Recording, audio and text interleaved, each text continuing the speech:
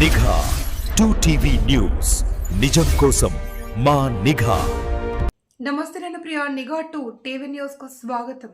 ముక్కోటి ఏకాదశి పర్వదినాన్ని పురస్కరించుకుని తెలుగు రాష్ట్రాల్లో వైష్ణవాలయాలన్నీ భక్తులతో కిక్కిరిసిపోయాయి. ముఖ్యంగా నంద్యాల జిల్లా ఆలగడ్డ మండలంలోని ఎర్రగుంట్ల గ్రామంలో వెలిసిన శ్రీదేవి భూదేవి సమేత చెన్నకేశవ స్వామి ఆలయం ఆధ్యాత్మిక శోభను సంతరించుకుంది. వేల ఏళ్ల చరిత్ర కలిగిన ఈ క్షేత్ర విశేషాల గురించి నిఘా 2TV ప్రతినిధి గాలి జైపాల్ అందిస్తున్న మరిన్ని వివరాలు ఇప్పుడు చూద్దాం. సిరివెల్ల మండలంలోని ఎర్రగుంట్ల గ్రామం ఓ చారిత్రాత్మక ఆధ్యాత్మిక కేంద్రం. ఇక్కడ కొలువై ఉన్న చెన్నకేశ్వర స్వామి ఆలయానికి ఎంతో ప్రాముఖ్యత ఉంది. ఈ ఆలయ విశిష్టత గురించి అర్చకులు దశరథ రామయ్య వివరిస్తూ, ఇది ద్వాపర యుగంలో జన్మేజయ మహారాజు ప్రతిష్ఠించిన పురాతన ఆలయం అని తెలిపారు. ముక్కోటి ఏకాదశి సందర్భంగా స్వామివారు ఉత్తర ద్వారం గుండా భక్తులకు దర్శనం ఇవ్వనున్నారు. పూర్వం మధుకైటభూలనే రాక్షసుల కోరిక మేరకు ఉత్తర ద్వారం గుండా దర్శించుకునే భక్తులకు మోక్షం ప్రసాదించాలి అని మహావిష్ణువు వరమిచ్చినట్లు పురాణాలు చెబుతున్నాయి. ఈ ఆలయంలో వెలిసిన స్వామివారిని దర్శించుకుంటే సంతానం లేని వారికి సంతానం కలుగుతుంది, వివాహం కాని వారికి పెళ్లి జరుగుతుంది అని భక్తుల ప్రగాఢ నమ్మకం.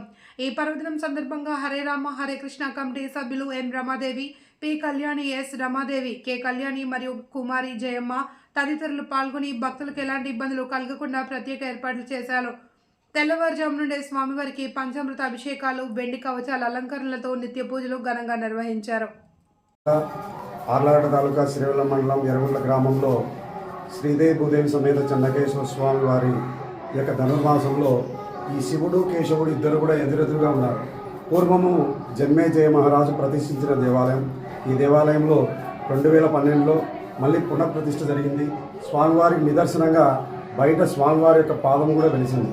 ఈ యొక్క ధనుర్మాసాన్ని మా గ్రామంలో ఉన్నటువంటి పూర్వం ఎప్పుడైతే గ్రామం పుట్టిందో ఆ రోజు నుంచి ఈ రోజు వరకు కూడా ఈ ధనుర్మాసంలో డిసెంబర్ 16 నుంచి మకర సంక్రమణం వరకు కూడా విశేషంగా భక్తులందరూ కూడా కాయకర్పణం తీసుకొని వస్తారు. ఆ తర్వాత ఈ ధనుర్మాసంలో శనివారం విరివిరిగా భక్తులందరూ కూడా పాల్గొంటారు.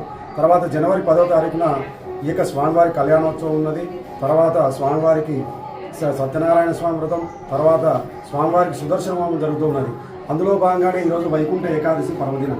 ఈ యొక్క ఉత్తర ద్వారంలో మధుకైటపులు అనేటువంటి రాక్షసులు మహావిష్ణువుతో యుద్ధం చేసి, వారు ఏమి కావాలయ్యా అంటే మాకు మోక్షాన్ని ప్రసాదించు స్వామి అంటే 7 ద్వారముల నుంచి మిమ్మల్ని రప్పించడానికి కాదు కాబట్టి ఉత్తర ద్వారములో రండి అని చెప్పి ఉత్తర ద్వారాన్ని తెలిసి వారికి మోక్షాన్ని కలిగించారు.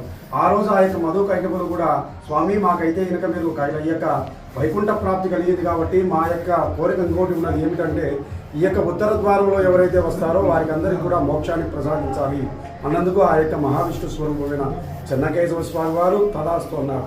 ఆ రోజు నుంచి ఏ వైష్ణవాలయమైనా కూడా ఈ యొక్క ధనుర్మాసంలో కానీ యొక్క ముక్కోటి ఏకాదశి అంటే ముక్కోటి దేవతలందరూ కూడా స్వామివారిని దర్శిస్తారు.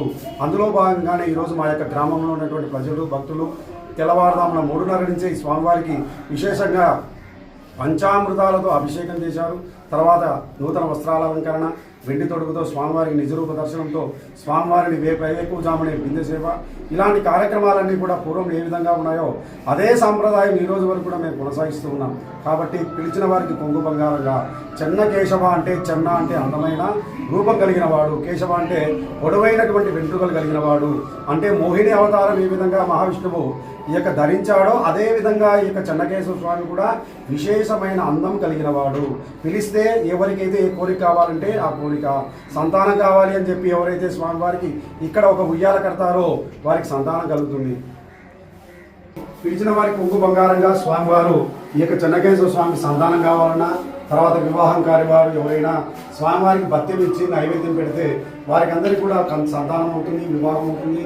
ఉద్యోగస్తులు కూడా స్వామివారికి కొంతమంది ఉద్యోగస్తులు కూడా వచ్చి స్వామి మీ దగ్గర మాకు ఉద్యోగం వచ్చిందని చెప్పి వారికి స్వామివారికి ముడుపులు కూడా చెల్లించుకున్నారు. కాబట్టి ఎవరికైనా కానీ కూడా పిలిస్తే దైవం చెన్నకేశ్వర స్వామి. మా ఊర్లో నిజరూప దర్శనం ఏమిటంటే స్వామివారి యొక్క పాదం కూడా వెలిసింది. 2012లో ప్రతిష్ఠ చేశారు. ఆ ప్రతిష్టలో భాగంగా స్వామివారి పాదాన్ని కూడా భక్తులందరూ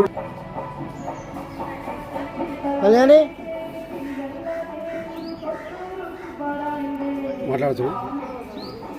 స్వామివారి యొక్క స్వయంభూగా వెలిసినటువంటి ఇక్కడ పాదం 2012లో స్వామివారి ప్రతిష్ట జరిగిన తర్వాత ఇప్పుడు కొత్తగా వేసినటువంటి బండల్లో కూడా స్వామివారి యొక్క పాదం వెలిసినటువంటి దేవాలయం. అంటే మహావిష్ణువు యొక్క పాదం ఇక్కడి నుంచి గ్రామం అంతా తిరుగుతూ అందరిని కూడా మోక్షాన్ని ప్రసాదిస్తున్నాడు.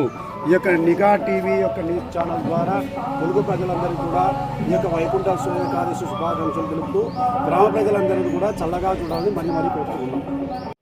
తెలుగు న్యూస్ ఛానల్ ద్వారా తెలియజేయడమేమనగా ఈ యొక్క ఉత్తర ద్వారం స్వామివారికి పూర్వం నుంచి కూడా ఉత్తర ద్వారం ఉండేది. ఈ ద్వారం నుంచే స్వామివారిని దర్శనం చేసుకుంటూ ఉన్నారు.